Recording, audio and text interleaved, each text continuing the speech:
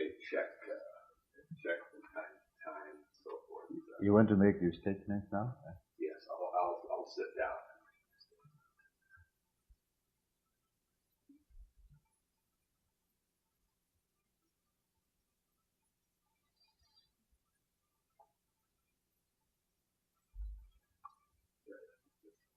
All right.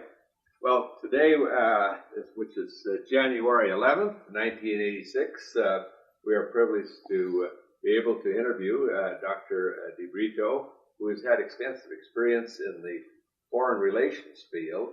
And so without any further introduction, I'd like to ask Dr. De Brito to please proceed. Dr. Larson, I would like to begin with a disclaimer. I am a person very much below the standards of all the people that you have interviewed previously. I'm therefore initiating this interview. Well, you're entirely too modest, Dr. De Brito, but we will, we could just take this. I think you have participated in some very historic events. Yes. And it would be very, very essential to get some of these. I'm delighted that I'm doing it. Obviously, I think I have been an observer to, and in a way, a witness to very interesting events. Very interesting events, and therefore, and I think I can probably give you some observations, make some observations about what really has in fact occurred and what is my interpretation or opinion about some of these important events. In reality, I came into the international field quite accidentally. I come from Brazil. My family comes from a state, an important state in Brazil, Bahia, which is somehow the equivalent of Virginia here in the United States. Traditional. Actually, the capital of Bahia was the original capital, colonial Brazil.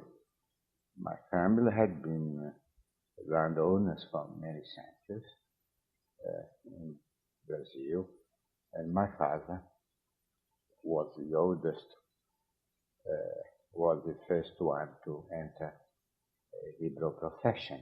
He graduated from a law school, and he pursued a judicial career and ended being a justice of a state Supreme Court and a president of this state Supreme Court. What state was this? The state of Sergipe was a small state next to Bahia. Frankly, under the traditions, I was really supposed to follow a judicial career, and I was also trained as a lawyer. But in Brazil, the training of a lawyer is a bit more extensive than here in the United States. In reality, the law course in Brazil is both law and social science. 5-year course. I became a lawyer, and I was a district attorney. And do they have the equivalent in Brazil of the bar examinations and accreditation by the state and so forth? Or is the university career? The university career qualifies you to at that time. Now they have bar examination. Oh, yes. At the time, I entered the Brazilian Bar Association, only the degree was sufficient to qualify you for becoming a lawyer. But in Brazil, the judicial career is really a regular career, no elections. Both district attorneys are appointed by the government and judges within certain qualifications. I was, as I was telling you, a district attorney, and eventually I became also a attorney for the government, attorney general for the state. But I was then extremely interested, strangely enough, in philosophy, and I had been pursuing studies in philosophy, and it was in reality my intention to become a philosophy professor. Oh, yes. I had, however, the opportunity of coming to America on a program with a program that had been arranged for Latin American postgraduate students. I believe was that a part of the good neighbor policy? Oh yes, exactly. Yes, yes, that's very policy, and I came with a group of 150 Latin Americans. I mean, we are a smaller group of Brazilians. I think about 12 Brazilians. Oh yes, and we all came, and the program was an extremely extensive and interesting program of visits to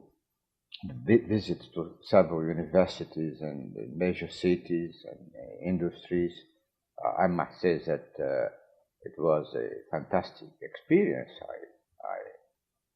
I was frankly terribly enticed with what I could see here, and extremely impressed. My own feelings was that I really felt from the very beginning very much at home in the United States. Oh yeah. Was I there a considerable language difficulty? A language barrier, but despite that, there was a great deal of a sense of affinity to the way of thinking, the way of life, the attitudes and the feelings, and this essential optimism and self-confidence of America. I think I always felt that was the essential characteristic of this country, this exuberance and this sense of optimism and self-confidence. What year was that? In 1941. I left Brazil at the end of 1940, and I came to America exactly in January. I arrived in America exactly at the very beginning, the first week of January. Oh yeah. And this program was to last 4 months, and then we were all going back to our own countries. We had several members of the group from Chile, from Peru, from Argentina, from Uruguay, and from Brazil. Now, they all went back to their own countries, and I was the only one that decided to stay. Oh yes. And my objective was to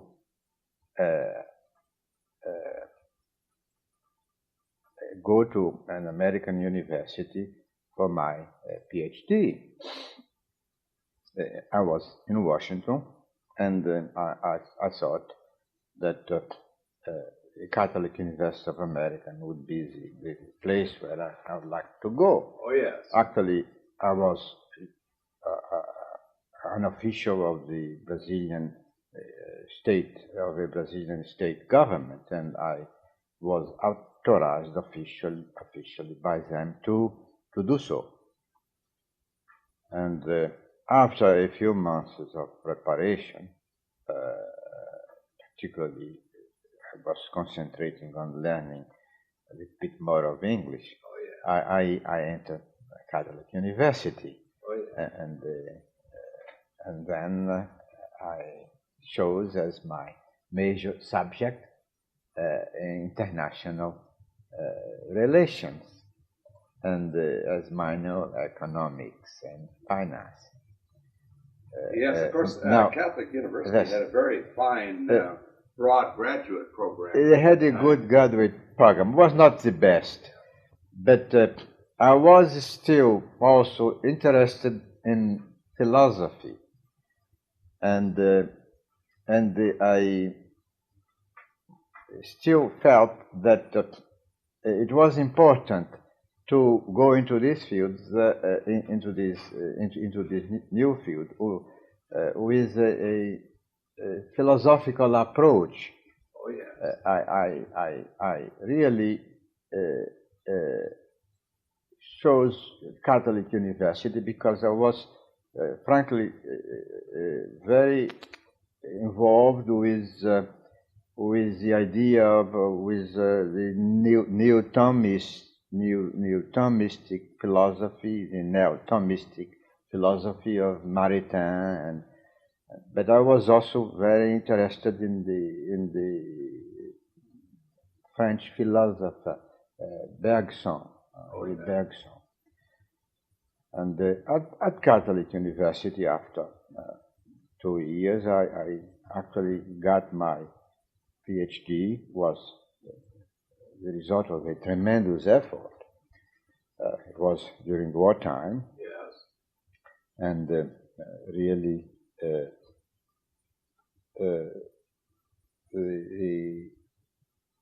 situation in Washington was already changing, and definitely. Yes, of course. And at that time, of course, I believe it was in contrast with the usual scholarly and leisurely approach in universities. I think universities accelerated their programs. Yes. They were already accelerating their programs, and actually they were also, frankly, losing many students. I mean, my class, I think I had about 5 or 6 students, postgraduate class, 5 or 6 students, and they all left, including, very interesting, one of my colleagues was the son of the Japanese ambassador to Washington. That, of course, after Pearl Harbor, he really disappeared. But I still remember. I really don't know what happened to him. But he was one of the members of my class at Catholic University. Now, I chose for my doctoral dissertation, in line with my interest in philosophy, subject of the philosophy of international law. I had been always of a feeling that general theory was not the final approach to a complete understanding of the world or its phenomena, including social phenomena. I thought that really we need to go beyond the general theory, and that we have to move into philosophy. And therefore, my dissertation was on the philosophy of international law. I was not yet sufficiently familiar with English, and I asked permission of the university to write my dissertation in French. Oh, is that right? Yes. That's very interesting. And the book was really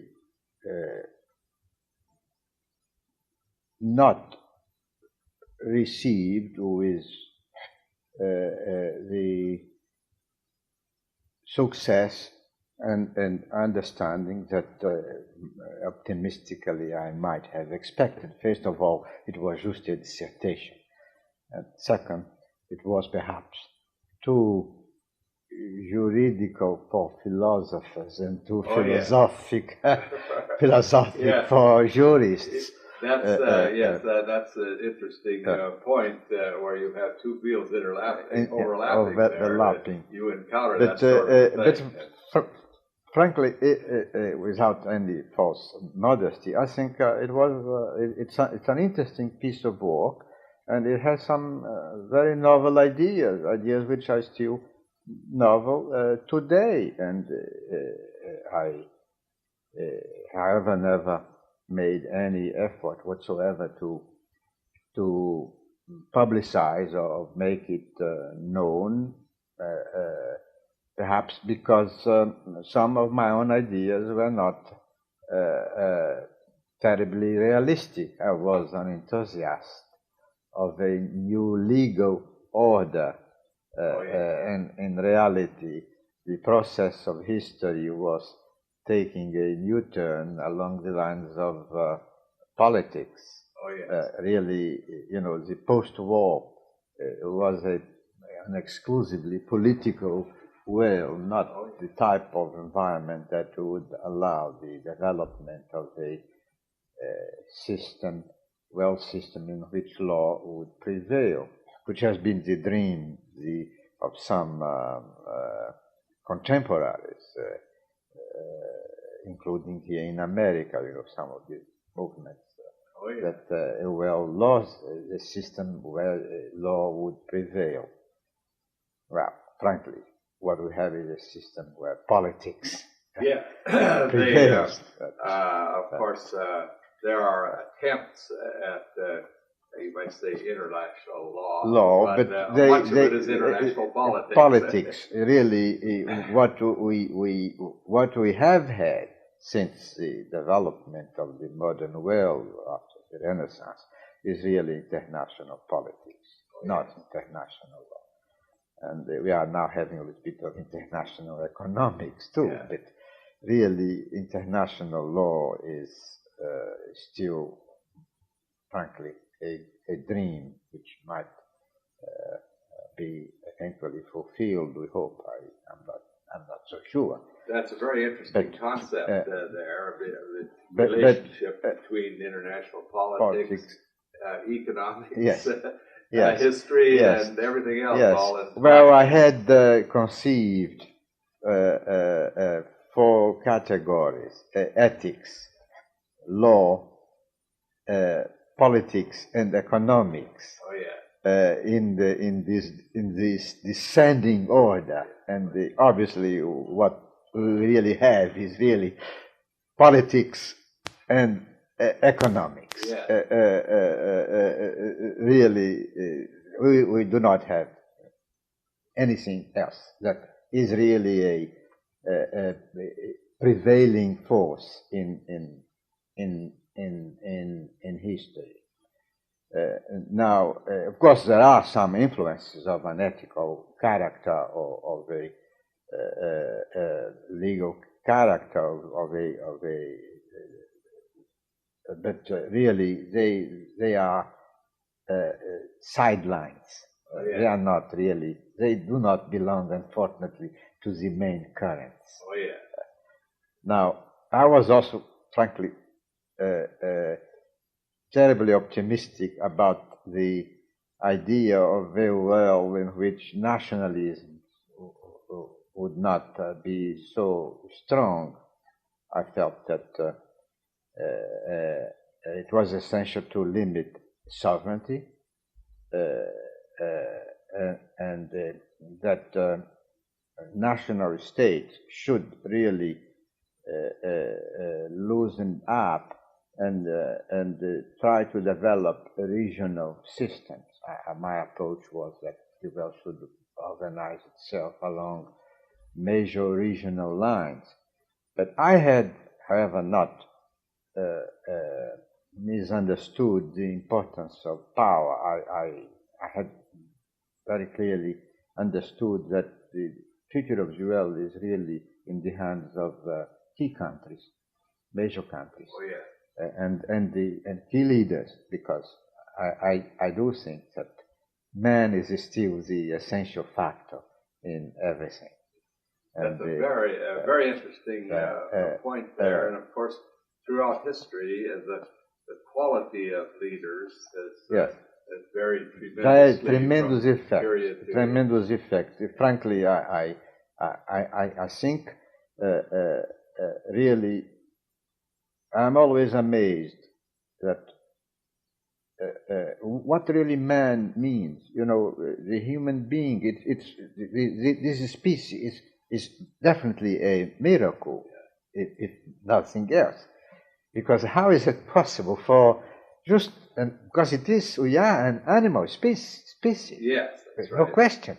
And really, we really don't know how far we are from other human species. Probably very close to them, at least physiologically, no? But what it is mysterious is that our mind has developed the way it has, and that has made the human species something really so much above anything else in the animal category that really that almost justifies the hidden dream of Christianity that man is God. You know, it is a hidden dream, because the idea of the Homo Deus, Christ, as you know, it's really basically this essential idea of the divinity of man. Yes, that is frankly the mystery of the dream of Christianity, that has, in a way, conceived man as having a divine origin, has a divine quality, you know. And that's very interesting, and consideration of the philosophy of the origin of life, and then the origin of mammals, and the origin of man, and mathematicians have calculated the probabilities of such events coming out of the primordial dust, you might say, and that it is impossible to calculate the probabilities. Definitely, man is in the center of history. It's really another mystery too. Is really the destiny of this planet, because it's really fairly insignificant unity. But really, it's really astonishing what has been happening here and what might still happen, you know. And obviously, it's difficult to be completely optimistic about the outcome of this process. But frankly, I don't think one needs to be completely pessimistic. Oh, yes. Glad to hear you express that point of view. I think that the great philosopher Bergson, who really spent the last many years of his life studying mysticism, and who wrote a brilliant book about the two origins of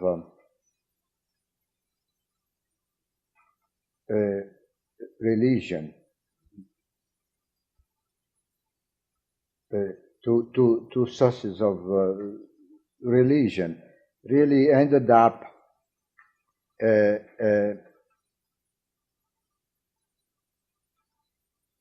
explaining that in his view, technology offered humanity an opportunity of fulfilling itself. Oh yeah, You very see, interesting point. of really making, the human race something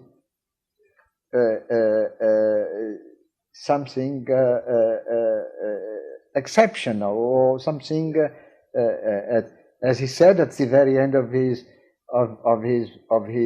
book. If this was possible, and his idea is that technology should not brutalize humanity, because this has been one of the fears, that technology really automatizes human responses, and really, in other words, you don't have to think about it. You have to condition yourself to press buttons. And therefore you have a danger of making a man not much more than a machine itself, a very well run and functioning machinery, but not much more than a machine. But Bergson thought that the development of technology, of modern technology, which he had noted had not occurred in any of the previous civilizations, to the extent that it has occurred in our civilization, offered the opportunity for the development of the spiritual side of life, of the intellectual side of life. What year was that? He wrote in 1932. I think that was one of the books that impressed me most. And really, I think that in reality, it was philosophically the greatest influence in my, let us say, in my intellectual approach to life. But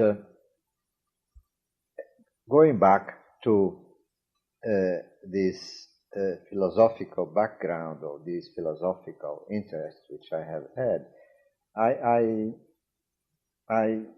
I think that I still feel that man is the center of all things, and that therefore the influence of man in human events is perhaps a decisive factor, and I do feel that obviously circumstances and processes have a great deal to do with the way things go on and develop, but essentially I do think that the human mind in reality ends up having the upper hand one way or the other. Oh yes, of course, that's right. That is the existence of the machines and the energy, the power of the machines is made possible for man to reach a much higher potential. Whether the mind or the soul of man can take advantage of that. Of this, yes. Well, this is the problem we face right now, we have been facing. But going back to more practical and immediate realities, obviously, after my studies and graduation in international relations, I was obviously ready to enter this new field, because it's definitely a new field. Development of international relations had, of course, been moving along since the Renaissance, and after the First World War. But in reality, the institutionalization of international life started at full speed, really, after the Second World War. And obviously we now have a very complex, ample, perhaps terribly bureaucratic wealth system, but it's a reality, and I think it was more or less inevitable. Oh, yeah. I always felt that this phenomenon of institutionalization, that's to say the creation of institutions to deal with world affairs, was really an inevitable historical process. And initially I actually joined the Pan American Union that became the Organization of American States. And as a member of the Pan American Union, I was in Washington during this very interesting phase of the war and of preparations for the development of the United Nations system. What year was the, 43 to 46, oh, yeah. 43 to 46, 47. And then right after that, the Organization of American States was transformed into the Organization the Pan American Union was transformed into the Organization of American States. But this was actually as an after effect of the development of the United Nations system at San Francisco. But obviously, I still remember that we did follow very closely the Dumbarton, as far as possible, because they were confidential. Oh, yeah. the Dumbarton Oaks talks, that led to the creation of the United Nations, and obviously the San Francisco Conference. And my first major involvement in this field was with the preparation of the Mexico City Conference, the conference that preceded the Organization of American States, where the Americans and the Latin Americans got together to sort out many of the post-war problems, including the participation of Latin America at the United Nations Conference. And I was quite involved with the preparation of the conference. Now, immediately after the conference, possibly after the conference, the UN system was already beginning to be developed. The specialized agencies, some of them preceded the United Nations itself. The agricultural, the FAO, and of course the aviation, the International Aviation Organization, and the Monetary Fund, and the World Bank. And I had been trained in Brazil, as I had told you, as a lawyer, and my training in Washington was both in international relations and international law.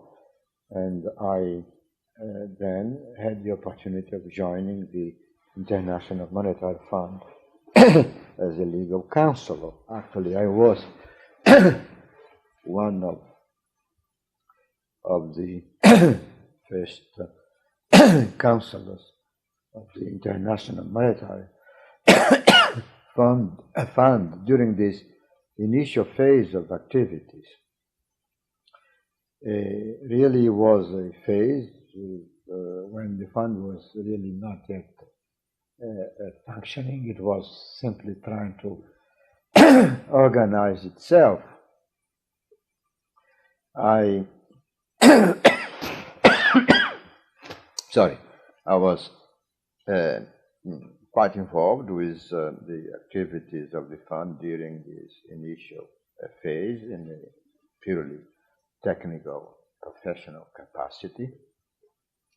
I must say that my own impression of the activities of the fund was that they were fairly too rigid and too orthodox in their approach to well, international financial situation. In other words, did they act much like the regular banker? A regular banker, and frankly, as a small bank with pretensions of being a major bank, because in reality the fund has always had very limited resources. Oh yes. But it really, the Articles of Agreement gave the fund tremendous power. Actually, in reality, it's a supranational organization, with supranational powers in a way, and the member states have definitely limited their sovereign powers to a certain extent. Oh, yes. In giving the fund so much leeway, and of course the Articles of Agreement have also been interpreted too broadly, not as strictly as, in my opinion, should have been the case. I was obviously trying to do what I felt it was my professional responsibility, and the fund was really not dealing very much with many practical matters. At that time, they were simply trying to enforce the question of exchange controls, which is a highly technical matter. They were actually pressing countries to abandon systems of exchange control, which had become controversial, and that, in my own opinion, were not as controversial as they were being considered. The systems of multiple exchange rates. It's a technical question. They were trying to push countries to abandon these systems as not being justified, and actually they were really mainly defensive systems. They were not really they had not been created for aggressive purpose as they had been originally conceived by the Germans, and they were simply easier to administer. And I still remember that there were quite a few pressures for Latin American countries to abandon these exchange control systems. And a few years later, these pressures continued, and they were actually successful. So the fund definitely, in my view, has been a useful, perhaps, but in many ways not a forward-looking institution. And I do think that they have to become a little bit more flexible if they are really going to be a truly positive influence. I left the fund after 2 years. What year was it that you left? 46 to 48. Oh, yeah. I left the fund in 48. I actually was recruited to join the United Nations itself. Oh, yes. They were looking for a Brazilian that had the scholastic background that would justify an appointment at a fairly higher category in the UN bureaucracy, and they obviously, the personnel officer, the personnel office of the United Nations, who was in reality a Brazilian, and obviously the Brazilian government was interested in having the Brazilian in the Department of Political and Security Council Affairs. At that time was the Department of Political and Security Council Affairs. And I was therefore asked if I would like to join the department. And I did so in 1948 as a senior officer. I was still quite young, but I had the type of background that would justify my transfer to the United Nations. I was frankly partial. Probably if I had been a bit more practical, I would have remained with the fund. Oh yeah. But where I had already an important position, and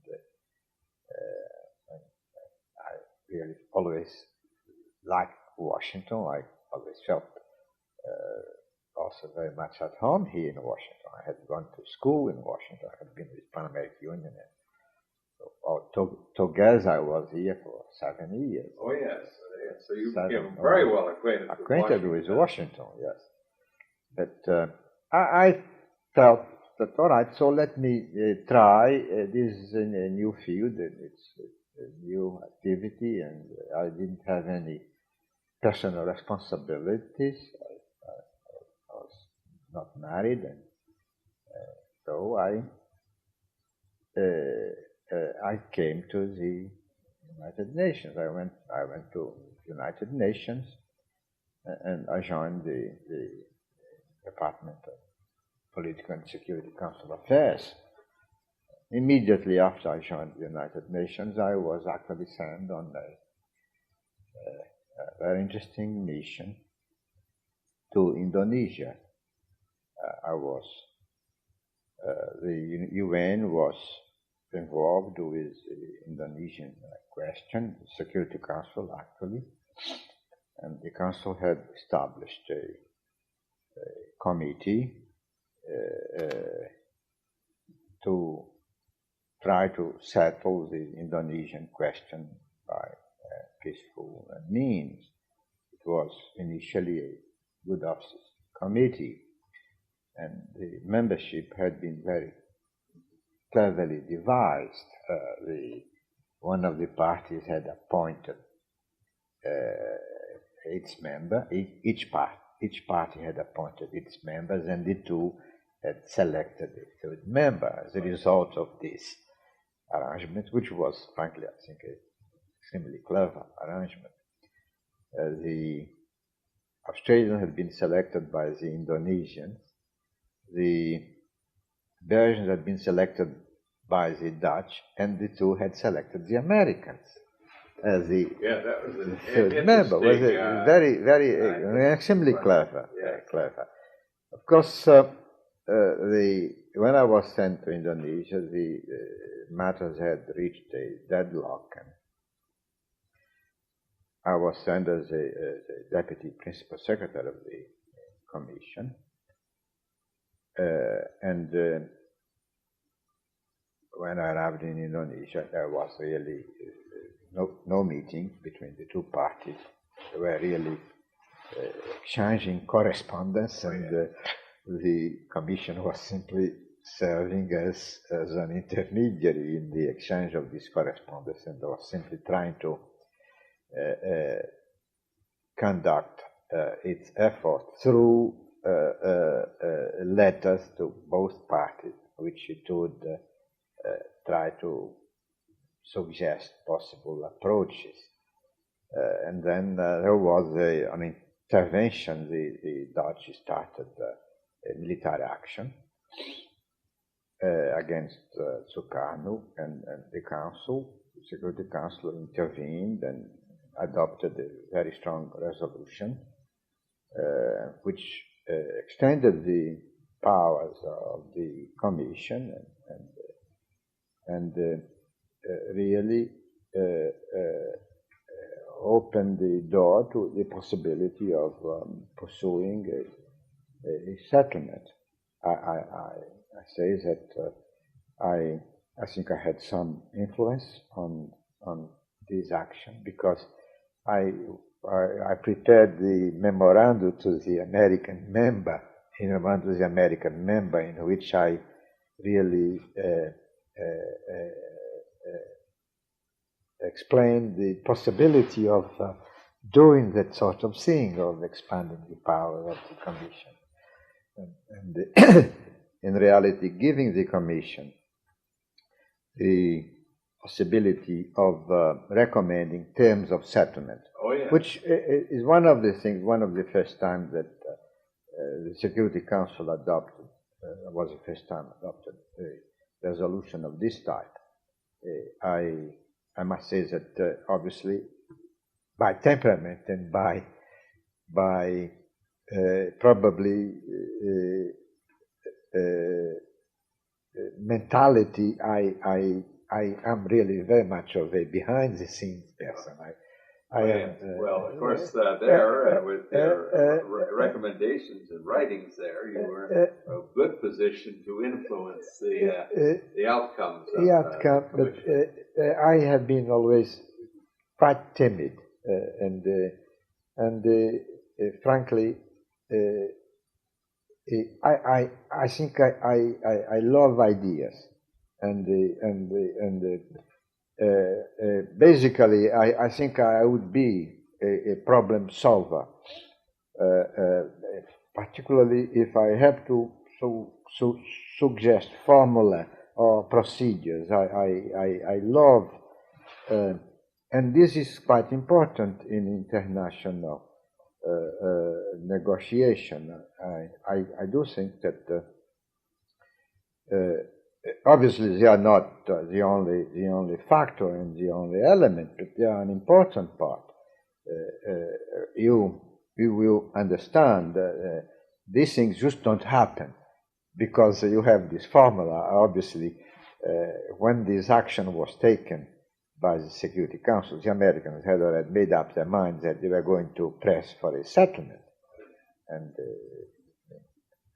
obviously, I think things were moving in such a way in China. The communists were taking over China, and I think there was a strong feeling that an effort should be made to try to settle this Indonesian question. Yes, and perhaps losing China to the communists, losing Indonesia too. You see, obviously it would be really unacceptable, and I think the game was played, and really, and it was successful to a certain extent. They could not count on the vagaries and frankly I would say the irresponsibilities of Sukarno, who was a demagogue, essentially nothing else. But obviously he had a certain leadership capacity, and he was an excellent speaker, and he could, I think, and he did catalyze this nationalistic feelings of the Indonesians. But anyway, Cochrane, who was the American ambassador, came back to Indonesia. He came to Washington and New York, and he pushed this resolution. Resolution, which was an interesting resolution, and we got along extremely well. He was, frankly, an excellent negotiator. Mel Cochrane. He was a bachelor. He had never married. He was very heavy. He had actually been specializing in economics. He had been involved with the League of Nations. He was a very shrewd negotiator, very patient. And though he became very closely associated when he came back, actually I was in a constant touch with him. He happened to be then the chairman of the commission, which the committee became a commission, a commission for Indonesia. And really, I think he told me quite clearly that he wanted my assistance. He said, "Look, you are an international official. I think you can help me as your legal and political background, and I am not going to ask the assistance." He had one or two assistants from the State Department. I think I'm going to ask you to really help me in pursuing this settlement. And I think I actually did help him in a way with procedural suggestions, and that just happened to be things which really are not terribly important, but they do the trick. Oh yeah. It's the question of devising a language for opening discussions. The Indonesians wanted a certain language, the Dutch wanted another language, and obviously, it was a question of finding a language that the two could accept, and that was, flexible enough that it would not be objectionable to either of the two parties. This sort of thing. There was a question, for instance, during the negotiations, and I was actually the secretary of the conference that negotiated this so-called Van Royen-Room agreement, and there was a question of whether or not a ceasefire agreement would be reached, and it was terribly important to have this ceasefire agreement, and there were several questions. A question of restoring the government, the Indonesian government, to Yogyakarta, because Sukarno had been made a prisoner of the Dutch, and there was a requirement that he had to be restored. And there was a question of who would enforce the ceasefire agreement, and the Dutch had requested that a provision be included in the ceasefire agreement that if the agreement would not prevail, they would be authorized to take measures to enforce the agreement, because really most of the Indonesian forces were guerrillas. Oh yeah. And obviously no one knows if the guerrillas would obey an order of a restored Indonesian government. And the Indonesians, on the other hand, said, look, we expect to be restored, we expect to be a responsible government and capable of being accepted by these guerrillas. But obviously they were not sure themselves whether the guerrillas would really accept any orders from the restored Indonesian government. And therefore, there was this question whether this clause should be included. Obviously, the Indonesians felt that the clause should not be included because it would be really a recognition that they were not really capable of exercising functions of sovereignty. And there was, however, a question of no one knew how these guerrillas would react. And the Indonesians themselves were uncertain. And I suggested then that a clause be included for joint action. Well, joint action, obviously, then the idea of a joint action in case the ceasefire would not be accepted was a way out. I simply gave this idea, to remember. He called me the two negotiators, Van Rooyen and Room, they were at the room of Cochrane, and Cochrane said, "We have this problem. What can we do about it?" I said, "The solution is very simple. We draft a provision for joint action." Well, they were also, it's a simple. It's the Colombo egg, you know. Yeah. But anyway, it's that is sort of thing where I think it's a frankly, it's a very limited help. This is not fundamental, but anyway, it's a little thing that helps. Yes, but well, many of these things are very crucial at the proper time. But they are helpful, but they are not decisive, frankly. I could never claim to have played any major role or any.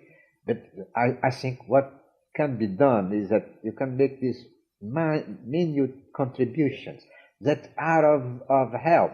And of course, there are many other factors. I mean, in a settlement, it's very clear that in a peaceful settlement, I don't think we have learned yet that you really have to have not only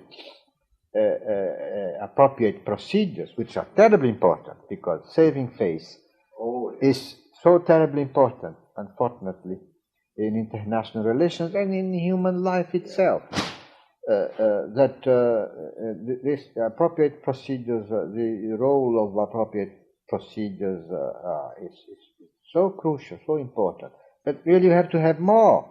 You have to have circumstances favoring a settlement.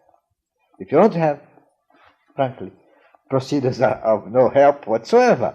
So you have to have circumstances favoring a settlement. We had then circumstances favoring a settlement. The Americans were in a position to press for a settlement. They were helping the Dutch with the Marshall Plan, and they had these other considerations of trying to have a settlement in Indonesia, and therefore you had the circumstances favoring a settlement. But then you have to have something more. You have to have people, negotiators, willing to reach a settlement. And then you have the final factor, perhaps the most important of all, the human factor, you see. And then we come back to man. Very important concept. You see, you come back to man, frankly. And that is the final and decisive factor. We had at this time, the two governments had come to the point where they felt that they had to reach a settlement. The Indonesians and the Dutch, and they were both prepared to do so. And obviously, they sent people that were willing to do so. You see, Van Rooyen was definitely, extremely capable person, and the room, the Indonesians, was a simple man, but a man of great integrity, and therefore the settlement was possible because of a combination of all these three factors. I think that I consider that this Indonesian settlement was the most interesting political settlement. Actually, it was the most important and most successful political settlement reached by the United Nations through its machinery. Yes, that's very and it has not been repeated because, of course, in the case of Palestine, nothing similar has the UN has been able to do with regard to Palestine or even to Kashmir, and really that was the only major political settlement was really the Indonesian. Yes, that which of course has part of. I was a witness. I played. The role was played, frankly, by the important people. I was there. I was really a witness, and then I was able to give to this minute contribution of suggesting, procedures but really. Well, that's a very terribly not terribly decisive, not terribly important. But anyway, the fact that I was observing and witnessing all these events, I think it was in itself a great experience for me, and obviously satisfying. Now, my major second involvement in UN was with Korea, which was the only successful experiment in peace, maintenance of peace, restoration and maintenance of peace, and that it could have been obviously much more so successful, but anyway, I think it did accomplish the essential that had been considered as an important development. You know very well that the circumstances were not terribly favorable. Yes. Incidentally, what year did the crisis erupt there in Korea? In Korea, in 1950. 1950. 1950, in June 1950. That's in the middle of Truman's middle of Truman's term. Obviously, the Americans had decided to withdraw from Korea. You remember that they were occupying half of Korea, but they had decided to withdraw from Korea because Korea was then not considered as within the strategically essential parts of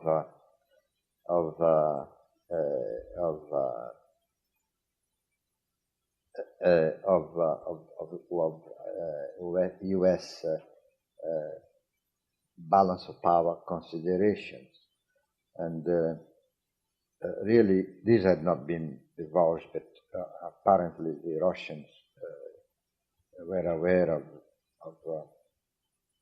this decision. I think that probably had a great deal to do with the initiative of the North Koreans of invading Korea. I think the reality is that the Americans had disarmed themselves completely after the First World War, and too quickly. I think by about 1950 we were almost completely disarmed. Completely disarmed. You know, it's unbelievable. And the reality is that when the North Koreans invaded Korea, the Americans were completely unprepared. Initially, first of all, they had left a constabulary in South Korea, which really had no capacity of defending South Korea, and the North Koreans were armed to the teeth. You have to see, I saw the type of tanks that the Russians had supplied them. Yeah, the South Koreans had no equipment. They had no equipment at all, and the Americans had no equipment at all at the beginning. Frankly, the Americans had, at the very beginning, the Americans didn't have, in the area at least, anything to be completely effective against. They have, of course, they had the nuclear power, but could not be used. Yes. It was not, frankly, it was not the intention to use it. It was always there, but as a mutual deterrent, but not as a viable solution. But I still remember when I was sent to Korea, the military situation was really terribly dangerous and uncertain. You know, the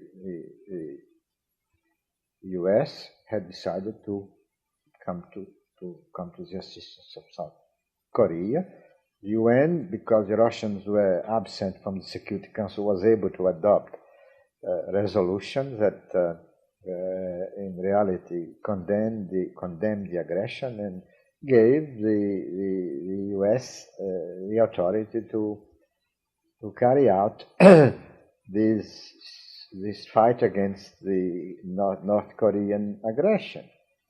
And this UN command was set up under MacArthur. A number of countries, actually 16 countries, joined. The US and the situation in July, those things started in June, the situation by the end of July was really an extremely difficult one.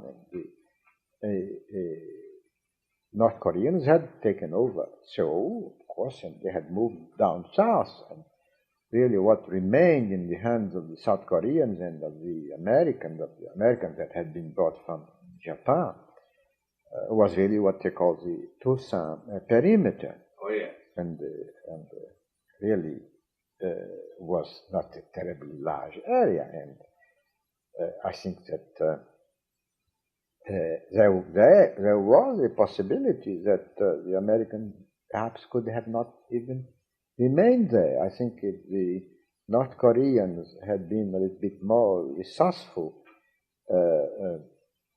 situation was really not that simple.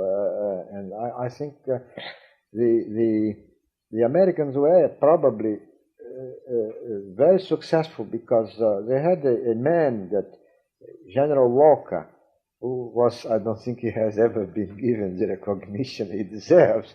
He was not a West Point man, apparently, I understand. But he was a very brilliant tactician, and he took advantage of situations. He seemed to know always the areas when the areas where the North Koreans were going to attack, and he had them adequately prepared to fight. I think he had an excellent intelligence service. Oh, yeah. And obviously by then the Americans were had already sufficient logistic support for these troops, and the North Koreans had extended the line from North Korea. They had a hostile South Korea, because that was a very important factor too. The South Koreans are definitely anti-communists. Oh, yes. The power in Korea has always shifted between North and South, and one controlling the other. And obviously, that was also an important factor. I think in the case of Korea, contrary to what happened in Vietnam, I think the Koreans were sound allies. In other words, the population was anti-communist. Yeah, number one, they were the general population who was they really, and it was winter too. When this phase came to an acute point, it was already the beginning of the winter. But really, the Koreans did not cooperate with the South Koreans. Did not cooperate in any way with the North Koreans, so they had already extended their line. And apparently, the Koreans who did get into the army were apparently dedicated soldiers. Yes, and they were trained. I saw the training. And they were trained. They were trained. They were already being trained by the Americans with live ammunition. Oh, yeah.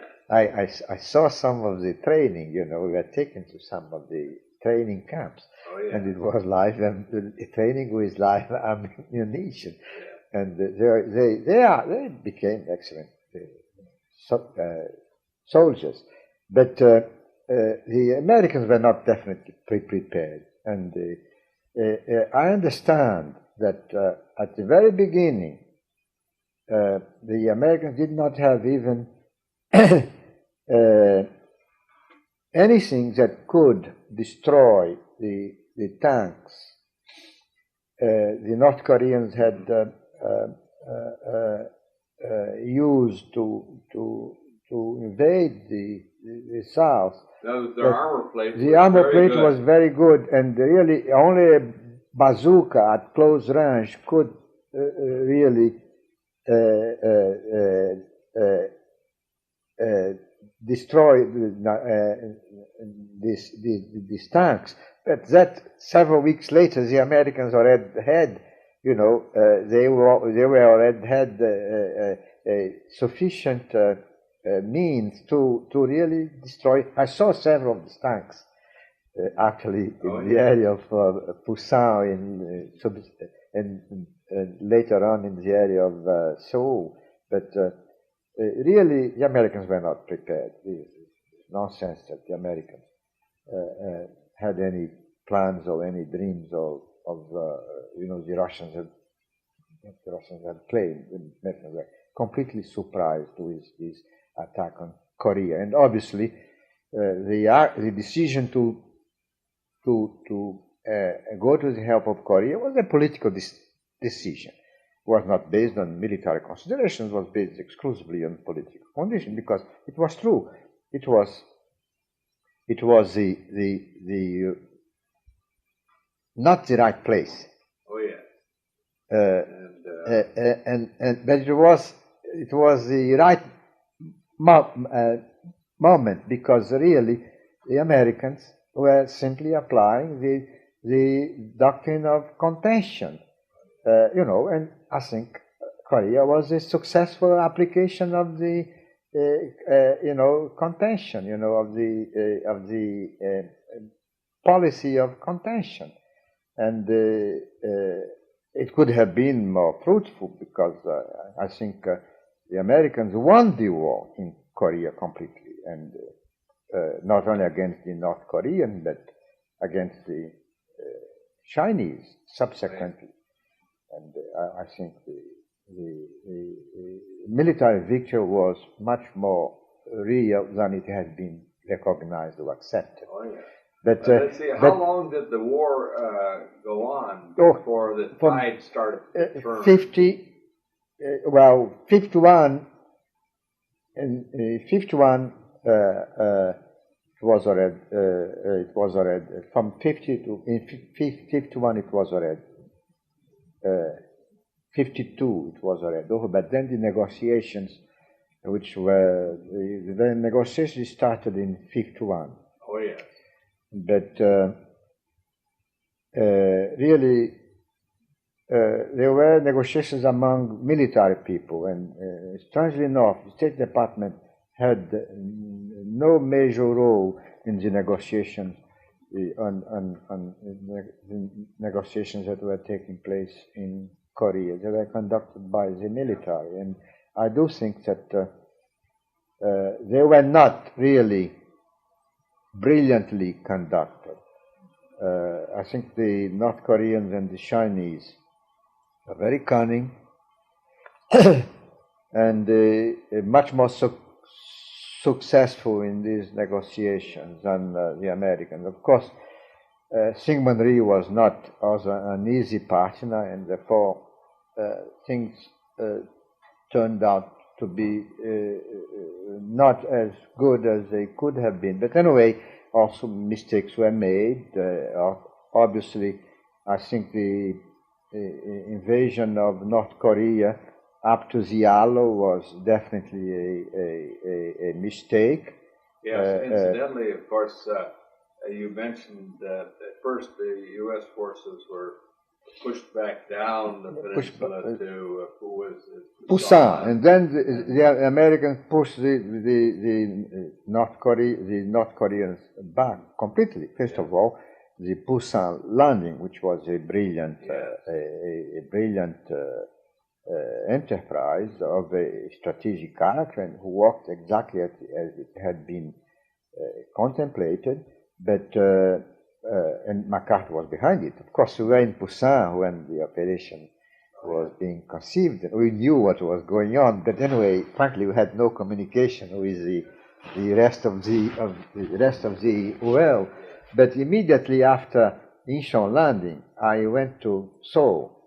When it was still no facilities, I was actually eating K rations. Oh yeah. And you know, and given you know you when you ate your meal, you know, the K rations, you were also given some cigarettes. I still remember, you know, as part of the Part of the K rations. The K rations.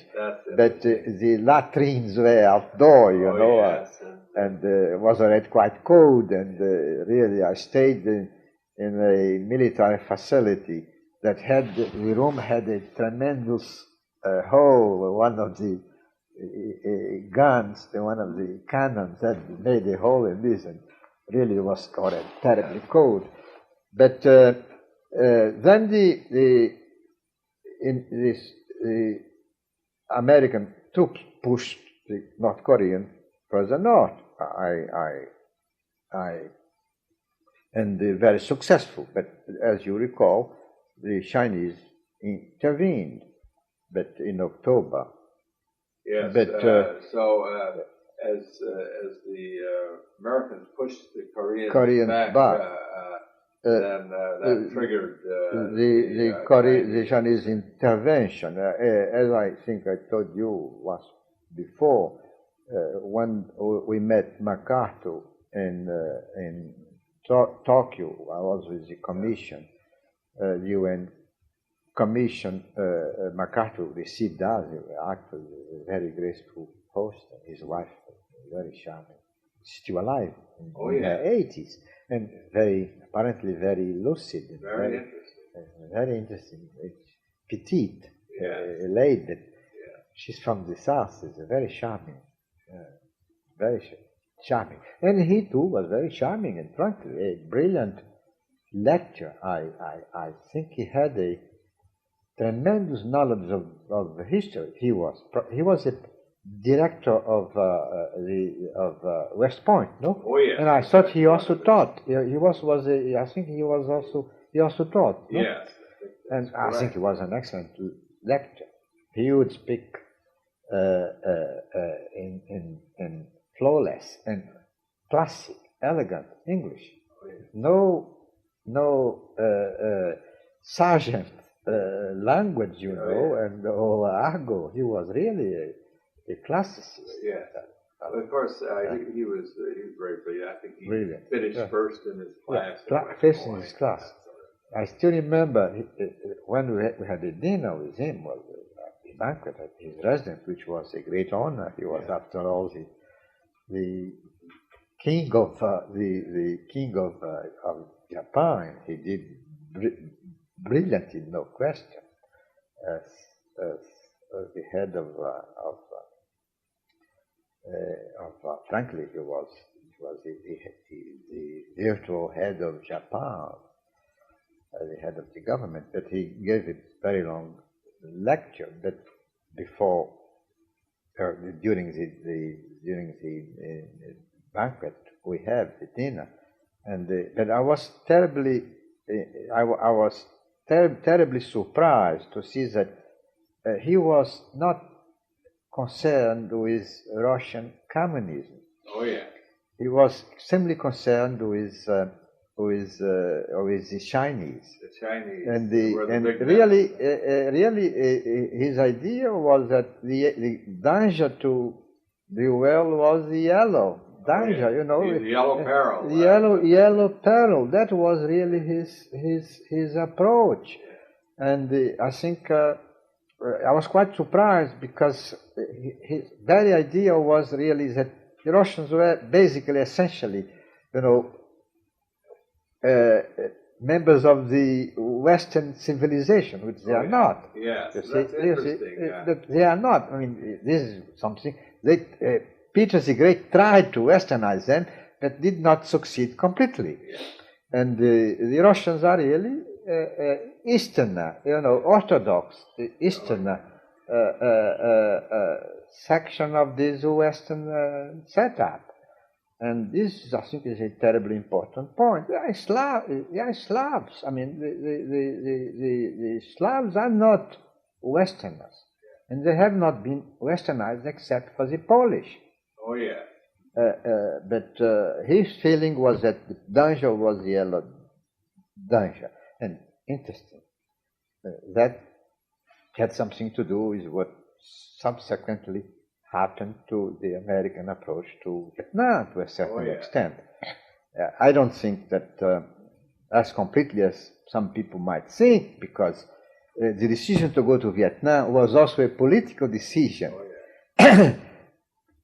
by Kennedy that had to take a stand against Khrushchev after the flop of the meeting he had with Khrushchev. But obviously the idea of the Chinese involvement, of the domino theory, also this whole thing had a great deal to do, and which was completely wrong, because really the Chinese were helping, and they did help the Indo-Chinese, but obviously the differences were always there. Yeah, and subsequently they have come to prevail. I think, frankly, the Chinese and the Indo-Chinese are really the major opponents in the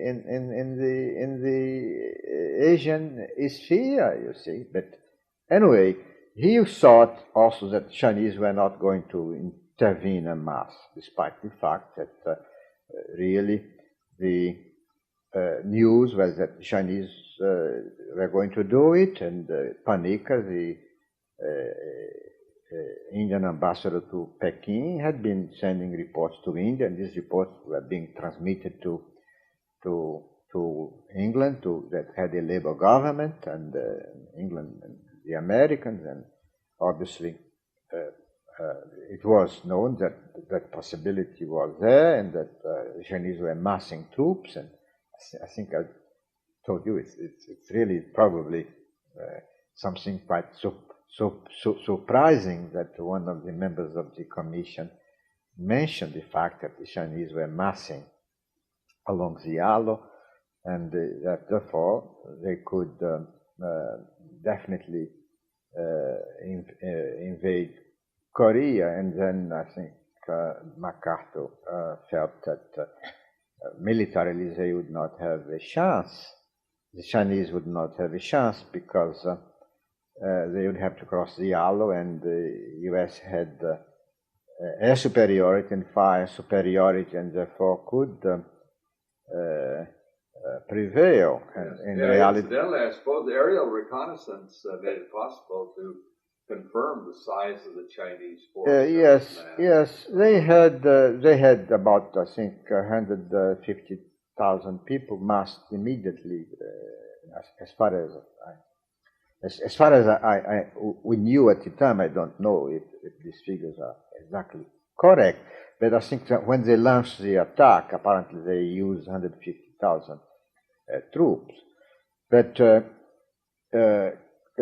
MacArthur was definitely wrong in that estimate, which probably was also the estimate of his intelligence chief. But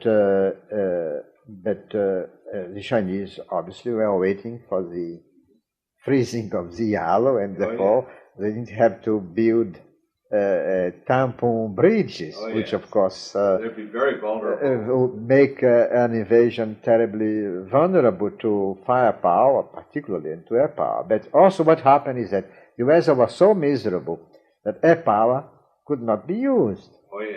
The Americans had air power, but could not be used because the US was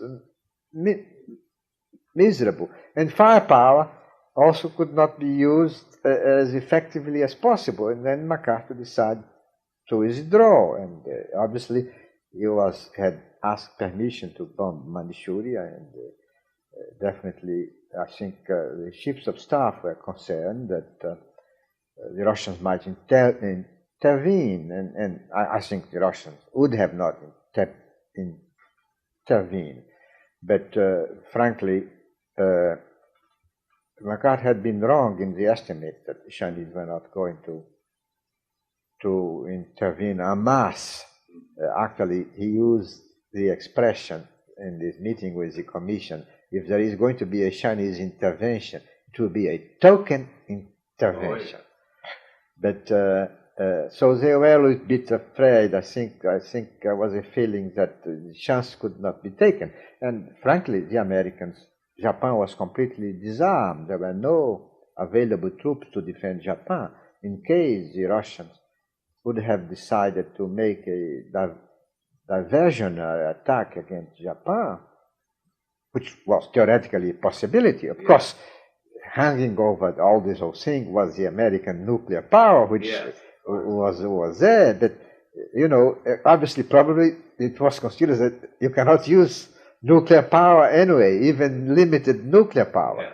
But really, the situation was such that really MacArthur decided to withdraw. I know, and I was told by military advisors of the Commission that the withdrawal was not really necessary in military terms. That definitely MacArthur could have held the Chinese easily at the MacArthur line, which would have been a very viable solution. But anyway, he decided to withdraw, and then he was replaced, and then the Chinese were eventually contained at the Suwon line, which is the second line below the 38th parallel, but which does not include Seoul. That is, no, it's the next, the two natural lines of defense is what the so-called MacArthur line. Oh yeah. And then the next one, natural defense. And then the second one is called the so-called Suwon line. Oh, yeah. But and obviously the Americans had no trouble in destroying the Chinese at the Suwon line, you know, because then they could use both air power and firepower. Oh yeah, and so they were able. They were able to frankly, apparently, Chinese lost in this effort about 1 million men. And really, and then they had also extended their line. The logistic support was very poor, and they were really finished. Yeah. So they moved back. They were pushed back, and then they could have been pushed back again beyond the MacArthur line, which in military terms is what it should have been done. Oh, yeah. And it was apparently Van Fleet wanted to do, but obviously then you had this move against this unpopularity of the Korean War, and you know, and of course the Russians then made the move to suggest negotiations. Oh, yeah. Actually, Malik was the permanent representative of the Soviet Union of the United Nations, and used UN raid to throw the trial balloon. Why not to negotiate? And obviously, I still remember I was in Korea, and Ridgway accepted the offer and said, "All right, we are ready to negotiate." And the idea was of negotiating perhaps I still remember, there were two places. There was a place, Kaesong, which was along the frontier, and then there was the Americans were interested in having negotiations at a Danish ship, which was a hospital ship. But anyway, the North Koreans suggested Kaesong. The Americans should have not accepted Kaesong, because Kaesong was no man's land, and there were. But between the time the place was offered and the place was accepted, the Chinese and North Koreans had taken over the area, and really, when the negotiations started in Kaesong, the feeling was that the Americans were entering, enemy quarters, and it was really terrible. It was terrible position, and they placed themselves. First of all, I think the Americans were very eager to negotiate, The war was so unpopular that they wanted to do it. But it was terrible, the position of the Americans at Quezon, and it was untenable. And then they had to get out of Quezon because they were being subject not as victors, military. They were not being treated as military victors because it's what they were, you know. Very, very, frankly, not handled very cleverly. This whole thing was mishandled in such a way. And then they got out of Quezon, and then they went to Panmunjom, you know, which was then made but then the negotiations dragged on for 2 years, almost 2 years, and finally, you know, the ceasefire agreement was signed. I think overall, the Korean experience was a success because, first of all, was an effective application of containment. And really, the Americans did not get the maximum, but did not get the minimum either. So really, it was a satisfactory settlement, which was not really the best possible, left situation more or less in status quo, you know, because this north-south is still divided with a very small area of the north still in the hands of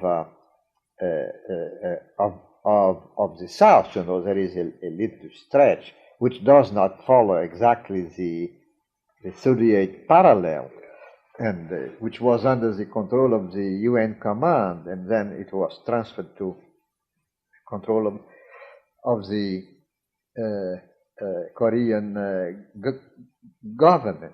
When I was the second time in Korea, you know, I went back to Korea later as the head of the UN mission. But overall, I think this experiment was fairly successful, but obviously it's not something to be repeated. And I think the idea of the UN serving as an enforcement machinery was more or less not a very realistic one to begin with. It was based on the idea of the unanimity of the major powers, which was really, frankly, optimistically conceived, not realistically entertained. But it worked. Enforcement worked in the case of Korea, but obviously, I think that definitely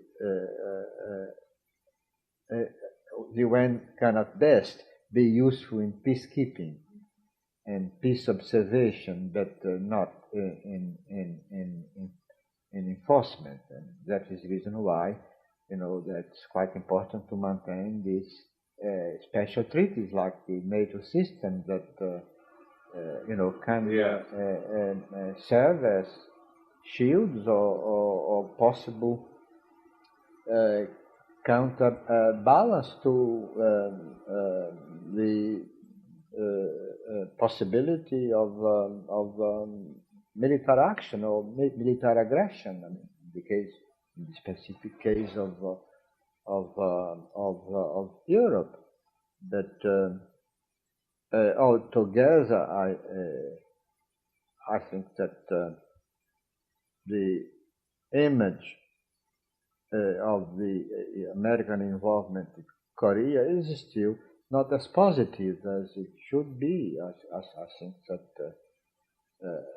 the great success of the Russians was really to make the war extremely unpopular. I don't know how they managed to do it, but definitely it was a very unpopular war. It was made a very unpopular war, and in reality, you know, one of the reasons for the election of Eisenhower was really that he said he was going to end the war. He was going to end the war. Along that line, there has been some speculation that when Eisenhower took office, in order to bring about a ceasefire, that he did threaten the Chinese with the use of the atomic bomb. Is there anything? Do you have any opinion on that? I really don't know, frankly. Yes. I really don't know. It's quite possible that they may have said that, because really the Chinese and the North Koreans were really dragging the negotiations, and of course the Syngman Rhee was not doing any less, really. He was not a very easy partner. And really the Americans were, what happened with a major power is that you may be a major power, but after you entangle yourself with a client state, you lose a great deal of your freedom of movement and freedom. I mean, I think this was very typical in the case of Korea, and it now is very much the case in this situation with Israel too. I mean, the Israelis are a client state, but they really, the U.S. does not have as much freedom of movement as you would believe it would be possible for a major power. And that is really which happens all the time. I mean, frankly, the Russians cannot do everything they want with Castro. Castro, it's a very similar relationship. Castro can really manipulate much more than you would expect in the case of a country that is so dependent on a major protector. Well, client states looks like it's a losing game on both sides. On both sides, exactly. Yes. Well, that was a fascinating story. Well, and then after the Korean War, he returned to the I returned to the United Nations. Yes, I continued my career at UN. I was actually involved with Western Hemisphere affairs, and then I was involved with really I was involved with colonialism, and really I was involved with North Africa, with these questions in North Africa, Morocco, Tunisia, Algeria. And then I was very closely involved with the Portuguese colonial question. I was actually the principal secretary of the Angola Commission, which when we tried very hard to convince Portugal to solve this problem peacefully, but Portugal was not wise enough to accept the efforts of the Commission, and I think we failed, and eventually the problem was solved, like many other colonial problems, in a way that was really a liquidation of colonial power and handing over power to local elements. I myself, my own view is that the colonization process, which is probably one of the greatest political successes of the UN, is not altogether positive. I think that, I don't know if it was inevitable, it seemed to be inevitable. I think the Americans have this tradition of self-determination, and therefore they were implicitly in favor of that sort of thing. I think the British too were prepared to go along.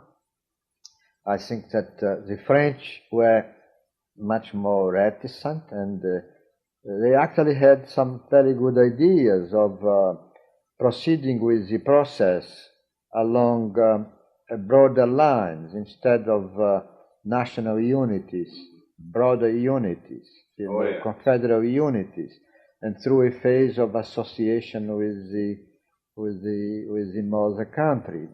Some of those small countries are not viable. The way the process has developed is really atomistic. And really, one of its net results is that it's quite destabilizing to the international order. I think the decolonization has become a very destabilizing factor in international relations. That is a fact of life. We have to be able to learn to live with it. And it's a process which is still going on, because really nationalism is quite something new in history. Old history, we really don't know of anything quite similar to nationalism. Actually, it's a process which began to develop in the Middle Ages, and slowly, and it's really almost a chemical process. It's an agglutinating process. You have an area that serves as an agglutinating center. And then around this area, then you have the development of the process. I mean, in the case of France, strangely enough, was not the most important geopolitical area of France. It was the Ile-de-France, where Paris is. Paris became the agglutinating center, and succeeded somehow, in eventually, in the case of Italy, it was the Piedmont, which was one of the latest developed nations. In case of Germany, was Prussia. But in the case of Russia, it was Moscow. But the process, therefore, but you have in some countries where you had two centers. Here in America, you have the North and you have the South. You have two centers. But in the case of these new national states of Africa, the process has not followed this old pattern. It has followed more tribal lines. In other words, there's a very important tribe that has become the agglutinating center, and of course this has created problems.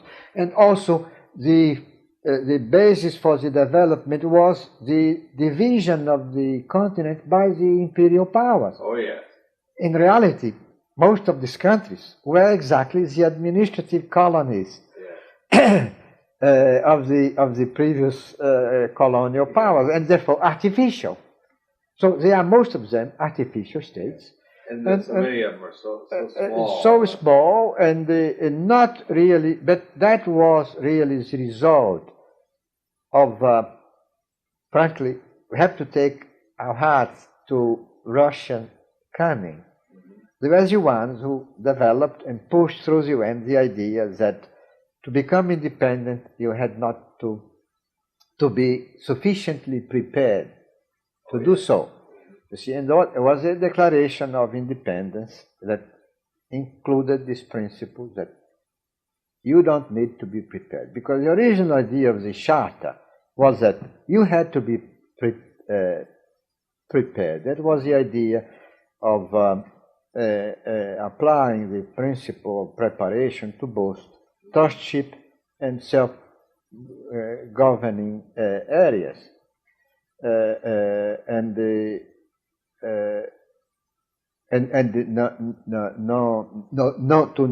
Non-self-governing areas, which would become self-governing, and then would have the option of independence. Well, frankly, the Charter was amended, not technically, but practically, by this declaration on independence that was really initially a move of the Russians, and then was modified by the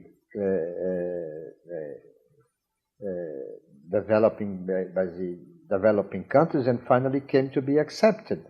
And these new standards were then set up, where the idea of independence was made viable without preparation.